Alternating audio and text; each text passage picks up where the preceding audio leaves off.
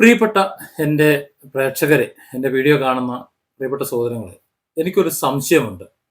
നിങ്ങൾക്ക് അറിയാവുന്നുണ്ടെങ്കിൽ എനിക്കൊന്ന് പറഞ്ഞു തരണം. അതിനാണ് ഞാൻ ഈ വീഡിയോ ഇങ്ങനെ ചെയ്യുന്നത്. സീരിയസ് ആയിട്ടാണ് കേട്ടോ. ഞാൻ ഇന്ന് കുറച്ച് വാർത്തകൾ വായിച്ചു. അതിൽ ഇപ്പോൾ കുറച്ചു നേരത്തെ വന്നിട്ടുള്ള ഒരു ഹെഡിങ് ആണ്: ഹൈബ്രിഡ് കഞ്ചാവ് കേസിൽ അറസ്റ്റിലായ തസ്ലിമയെ അറിയാമെന്ന് ഷൈൻ, പിതാവ് തന്നെ ഡി അഡിക്ഷൻ സെന്ററിലാക്കിയെന്നും മൊഴി. ഇത് ഒരു ഉദാഹരണമാണ്. അറിയാമല്ലോ, കഴിഞ്ഞ ഏതാനും മണിക്കൂറുകൾ ഷൈൻ ടോം ചാക്കോയുടെ പിന്നാലെയാണ് കേരളത്തിലെ മാധ്യമങ്ങൾ, ചാനലുകളും സോഷ്യൽ മീഡിയ എല്ലാം. ഇപ്പോൾ കേരള പോലീസ്, നോർത്ത് പോലീസിൽ ചോദ്യം ചെയ്യലോ മൊഴിയെടുക്കലോ ഒക്കെ ആയിരുന്നു കഴിഞ്ഞ ഏതാനും മണിക്കൂറുകളായിട്ട്.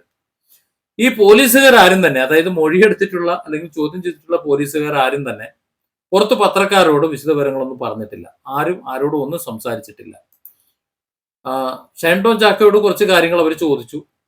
ആ ചോദ്യങ്ങളുടെ എണ്ണം കൃത്യമായിട്ട് എത്രയെന്ന് പത്രക്കാർക്ക് അറിയാമെന്ന്, പക്ഷേ അത് പോലീസുകാർക്ക് കൃത്യമായിട്ട് അറിയില്ലായിരുന്നു എത്ര ചോദ്യങ്ങളാണ് ചോദിക്കേണ്ടത്. പത്രക്കാർക്ക് അറിയാമായിരുന്നു. ഇന്നലെ തന്നെ ഇത്ര ചോദ്യങ്ങളാണ് ചോദിക്കുന്നത്, അത് കാണാതെ പഠിച്ചിട്ടാണ് ഷൈൻ ടോം ചാക്കോ വരുന്നതെന്നൊക്കെ വാർത്തയുണ്ടായിരുന്നു. അവിടെ നിൽക്കട്ടെ.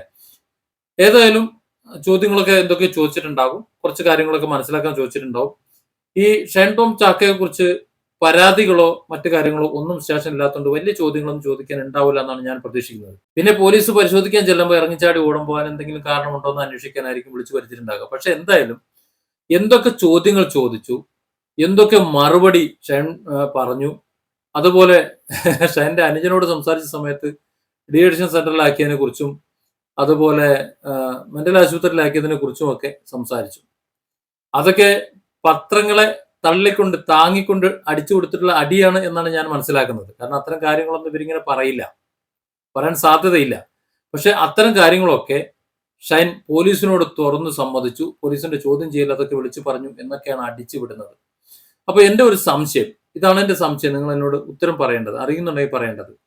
ഈ പത്രക്കാരുടെ സാന്നിധ്യത്തിലാണോ പോലീസ് ചോദ്യം ചെയ്തത്, ഷൈൻ ടോം ചാക്കോയെ ചോദ്യം ചെയ്തത്? അതോ പോലീസുകാർ ചോദ്യം ചെയ്യുന്നത് അപ്പോക്കപ്പോ ഈ മാധ്യമങ്ങൾക്ക് കൊടുത്തുകൊണ്ടിരുന്നു? ഈ പോലീസുകാർ ഇതുവരെ മാധ്യമങ്ങളോട് സംസാരിച്ചിട്ടില്ല എന്നുണ്ടെങ്കിൽ മാധ്യമങ്ങൾ ഈ ചോദ്യം ചോദിച്ച പോലീസുകാർ ചോദിച്ച ചോദ്യങ്ങളും ഷൈൻ പറഞ്ഞ ഉത്തരങ്ങളും എങ്ങനെ അറിഞ്ഞു? അപ്പൊ പോലീസിന്റെ കഴിവിനേക്കാൾ കൂടുതൽ ഈ പത്രക്കാർക്ക്, ഈ റിപ്പോർട്ടർമാർക്ക് കഴിവുണ്ടെങ്കിൽ നമ്മുടെ കേരളത്തിലെ കുറ്റാന്വേഷണ ഒരു വിഭാഗത്തിന്റെ ഒരു പ്രധാന വിഭാഗമായി പത്രക്കാരെ നിയോഗിച്ചൂടെ?